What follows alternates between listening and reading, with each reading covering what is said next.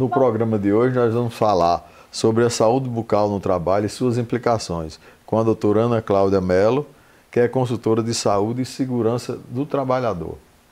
Tudo bom, Ana? Boa noite, doutor Leão. Boa noite, telespectadores. Tudo bom?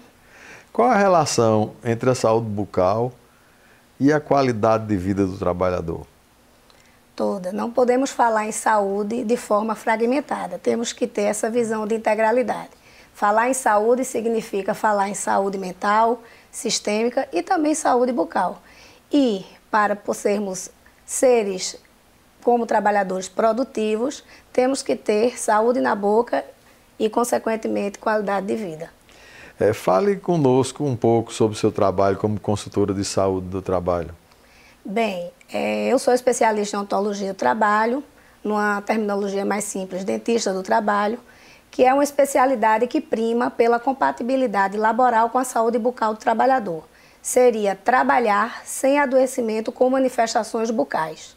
Existem algumas ocupações cujo ambiente de trabalho apresentam riscos ambientais que são absorvidos pelo nariz e pela boca e trazem manifestações bucais. E o dentista do trabalho, ele vai ter esse olhar diferente do que um dentista eminentemente clínico que está em seu consultório, porque ele vai ao ambiente de trabalho e vai estabelecer esse nexo causal entre o que ele encontra na boca e o ambiente de trabalho que está inserido aquele trabalhador. Por exemplo, que é um provador de café, uma coisa assim? Um provador de café, sim, os degustador de cerveja. De cerveja, de vinhos, porque eles deixam resíduos nas papilas gustativas que com o tempo e que sem algumas medidas preventivas podem levar ao adoecimento.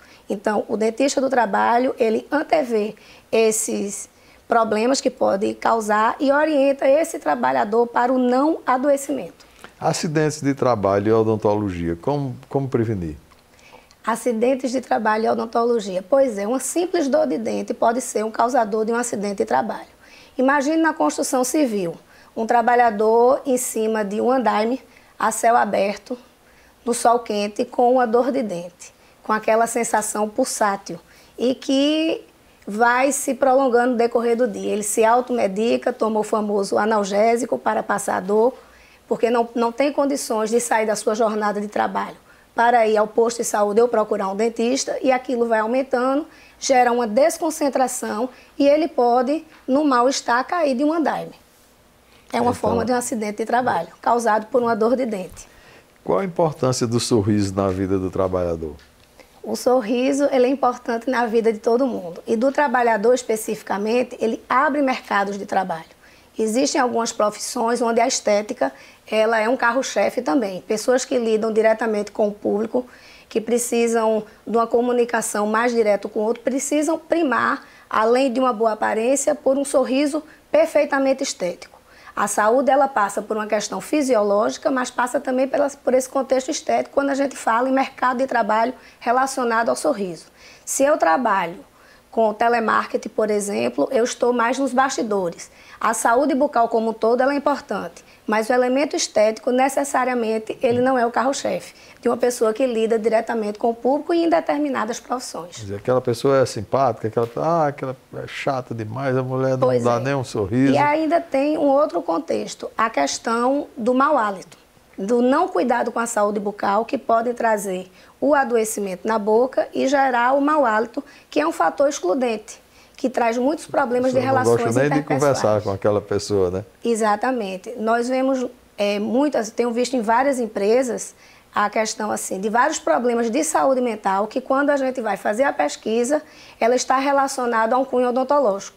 Justamente aquele trabalhador, ele é discriminado, ele é rechaçado, excluído, os demais não o acolhem, porque justamente a questão do mau hálito, que ele não se apercebe e não faz o devido tratamento, o torna afastado dos demais. E como é que você vai descobrir isso? Tem um bafômetro para ver?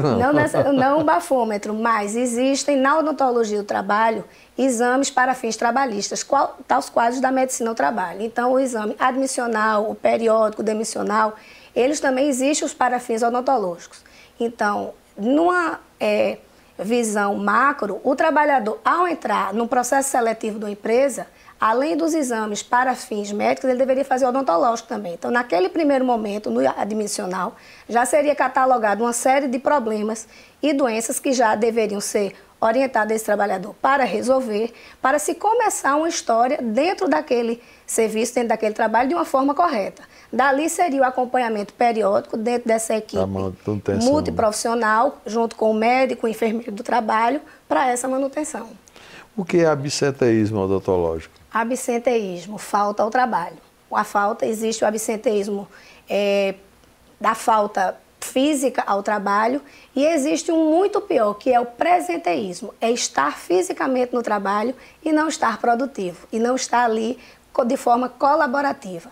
Então, o absenteísmo odontológico seriam as faltas ao trabalho por questões de cunho odontológico. É muito simples, doutor Leão. Vou exemplificar. Um trabalhador que tem um plano odontológico, que contempla a ele e aos seus dependentes, sendo que ele tem uma jornada de trabalho. Quem vai usar esse plano odontológico? Provavelmente os seus dependentes. Não ele, porque ele tem uma jornada de trabalho a cumprir e que ele fica, de uma certa maneira, impedido de utilizar esse serviço que ele paga. Esse benefício acaba sendo realmente para os familiares. A partir do momento que as empresas têm dentro disso, assim, tem uma parceria, ou terceirizado, ou uma equipe própria dentro da sua instituição, desses profissionais, inclusive o dentista do trabalho, esse acompanhamento a esse trabalhador, ele se dá de uma forma mais efetiva. Algumas empresas já têm, inclusive, consultórios, gabinetes odontológicos dentro da empresa, com um horário específico para atendimento desses trabalhadores. Então, dessa forma, se tem um acompanhamento melhor dessa saúde bucal dentro dessa equipe maior, com médicos, enfermeiros, e a saúde fica contemplada nessa integralidade e esse absenteísmo, independente se é odontológico ou não, ele cai. Qual a importância dos cuidados bucais para uma boa colocação no mercado do trabalho?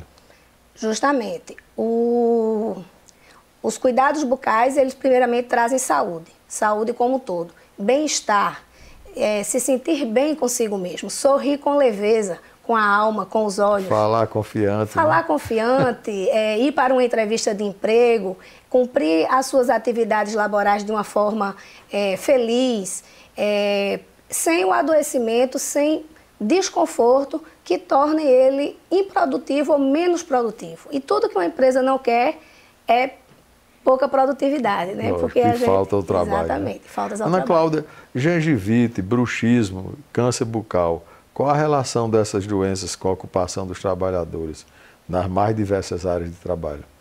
Essas doenças muitas vezes vêm do estresse ocupacional. Essas metas que nós somos obrigados a cumprir, cada um dentro das suas profissões, suas especificidades, essa correria, é o trânsito para chegar ao trabalho, é a questão dos baixos salários, são a meta, o ponto a bater, tudo isso a gente tem observado nas empresas, tem gerado um estresse ocupacional que gera repercussões sistêmicas e também bucais. O bruxismo é o ranger de dentes, certo? Que geralmente você somatiza durante o dia e durante a noite, ao relaxar, você faz o ranger de dentes. Então você acorda no outro dia com a região da mandíbula dolorida, com sensação de peso, dores articulares fortes que durante o dia geram desconforto e vai comprometer o seu rendimento. Do mesmo jeito, a gengivite, que causa também o desconforto, a afta, que tem um contexto emocional muito grande. Então, essas doenças, elas estão realmente, com várias pesquisas, inclusive comprovando, relacionadas ao estresse ocupacional a que está submetido os trabalhadores. Doutora Ana Cláudia Mello, quem quiser lhe encontrar, onde é que você trabalha, onde é que você desenvolve o seu trabalho? Bem, como eu sou dentista do trabalho do Tribunal Regional do Trabalho, mas faço consultoria também na área de saúde e segurança do trabalhador. Meu contato, o e-mail é o anaclaudiatrt@hotmail.com e o telefone o 999676165. Nós agradecemos a sua participação e pedimos ao nosso telespectador que não saia daí, que logo mais estaremos de volta com o bloco de Medicina Estética.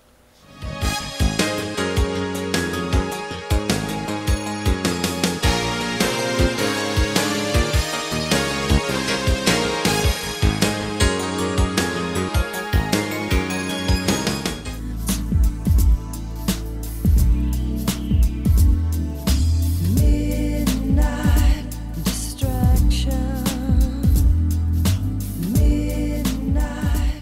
Dona Tereza Cristina, então a senhora foi a escolhida pelo programa. E qual é seu sonho? Tirar essas manchas e essas rugas de expressão. Certo. Qual é a sua idade? 51. Eu quero lhe examinar melhor para a gente ver como é que vai ser esse tipo de operação para você, tá ok? Vamos dar uma olhada aqui, doutora Tereza.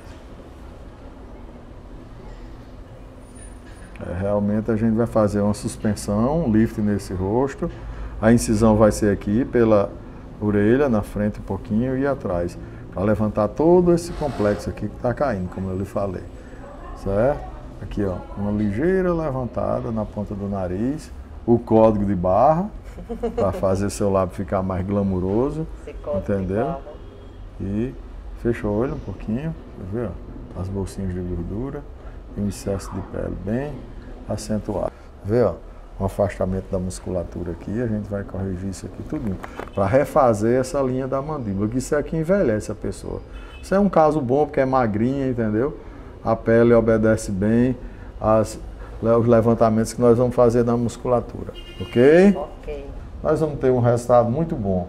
A senhora já teve alguma doença grave? Não. Não. Que eu saiba, não. Tem problema de pressão? Não, a minha pressão é assim, 11 por 7. Ah, então é ótimo. 12 A glicose por 7. normal? Que eu saiba, eu nunca Certo. tive problema de taxa, não. Já se operou de alguma coisa? Já. Fez que tipo de cirurgia? Eu já fiz apêndice, já tive 3 partes cesáreas. Cesárea. E fiz uma de cisto. Cisto de ovário. Uhum. Ok. Então, mas não tem, toma medicamento algum? Nenhum. Tem alergia a algum tipo de remédio? Não, porque é tão difícil eu tomar um remédio. Certo. Eu Então nem é sei. completamente sadia. Mas É, nós vamos até onde eu comprovar sei. isso pedindo alguns exames seus. Exame parecer cardiológico, entendeu? Vai para o cardiologista fazer um eletro, talvez uma esteira, certo? Uma prova mesmo para ver se seu coração está funcionando bem. Escolhida dessa semana, Dona Tereza, já está trazendo aí seus exames. Vamos dar uma olhada, ver se está tudo bom. Que esteja tudo em ordem. Certo, vamos dar uma olhada aqui.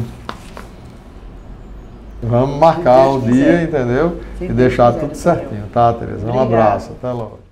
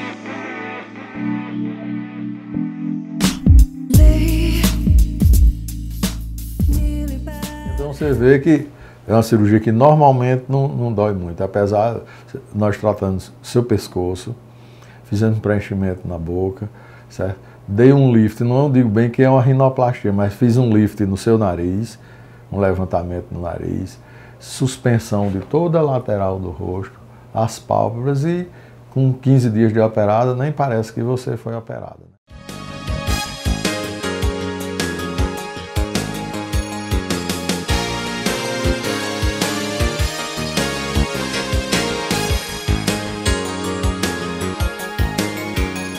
A cirurgia de dermolipectomia abdominal foi inicialmente preconizada para tratamento de hérnias. O paciente tinha alguma hérnia incisional, alguma coisa, e a pele fazia aquela distensão e era preciso que se tirasse esse excesso de pele e de gordura. E depois se passou a usar também com fins estéticos. Então, as pacientes grandes múltiplas quer dizer, mulheres que têm muitos filhos, tinham aquela dilatação da musculatura abdominal que ficava afastada e com o tempo aquilo ali ia fazendo como se fossem verdadeiras eventrações, um abdômen avental, fazer assaduras na região do púbis e se começou a fazer a cirurgia, geralmente a cirurgia era feita em âncora, feita uma incisão assim que a gente chama flor de lis e embaixo terminava a cirurgia fazendo como um T deitado. E à medida que a cirurgia foi evoluindo, se passou a diminuir o tamanho das cicatrizes, se passou a usar cicatrizes menores, o uso de lipoaspiração nas partes laterais, um descolamento menor e principalmente o trabalho da musculatura, no sentido de fazer com que essa musculatura que foi deformada com a gestação, na maioria das vezes, a mulher quando vai ter menino, o que acontece? A barriga vai crescendo lentamente e aquilo ali vai distendendo a musculatura do reto abdominal, que ela é unida aqui na frente, na linha do umbigo, ela vai afastando, vai afastando, vai afastando. E depois vamos dizer assim, que a paciente tem o menino que pare, ela não volta mais ao normal. E é preciso que se faça um descolamento e por baixo se reaproxime toda essa musculatura para dar uma nova tonicidade. É uma cirurgia que deve ser feita, vamos dizer assim, depois que a mulher tiver todo o seu planejamento familiar completado. Porque se tiver uma outra gestação, provavelmente isso vai voltar ao lugar anterior. Então a dermolipectomia é uma cirurgia onde a gente tira o excesso de pele e reposiciona a musculatura do abdômen. É indicado em qualquer mulher que depois da gestação deseja ter o abdômen de volta. Essas cicatrizes hoje são pequenas e se usa muito lipoaspiração para tirar os excessos das gorduras laterais e também, às vezes, na gordura da região supraumbilical.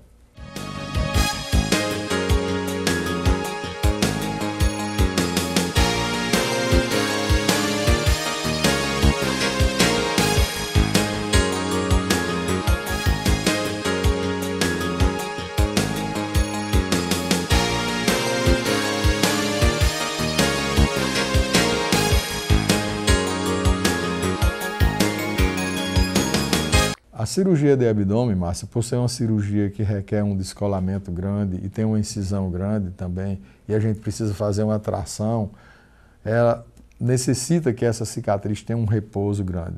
Por exemplo, existe uma diferença muito grande entre a cicatriz da cesariana e a cicatriz da plástica de abdômen. Na cesariana, o menino sai, então fica aquela pele sobrando e não vai ter nenhuma tensão. Já na plástica de barriga, não, a gente vai tracionar para que essa barriga ela fique bem batida, fique esguia. Então, é necessário um repouso, por exemplo, para dirigir, para fazer ginástica na faixa de uns 60 a 90 dias, a depender do caso de cada pessoa. Então, é uma cirurgia que requer um repouso grande. Talvez dentro da cirurgia plástica seja a cirurgia que requer um repouso maior.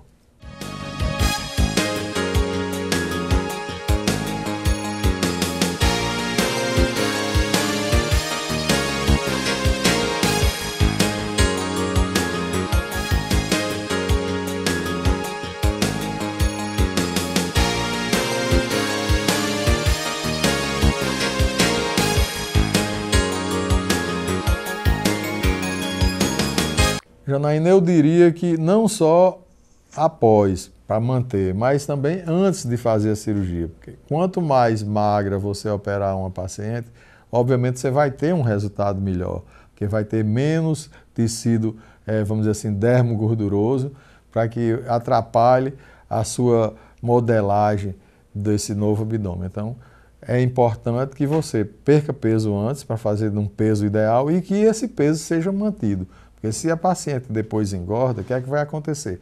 A cicatriz, ela não tem elasticidade. Vai funcionar como se fosse um cinturão. Se você engorda 7, 8 quilos depois da cirurgia, você vai ficar com um verdadeiro cinturão no lugar da cicatriz, porque a gordura vai abaular em cima e abaixo da cicatriz.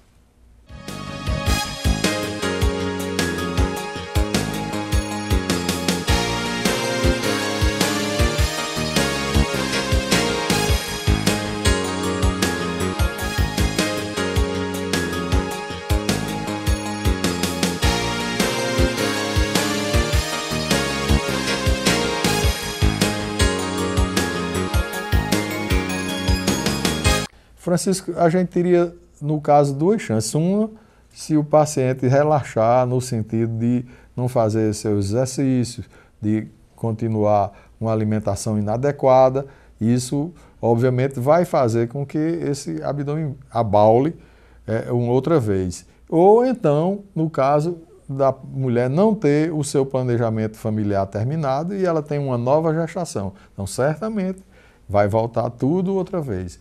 Porque geralmente a gravidez é que faz com que a barriga saia do lugar.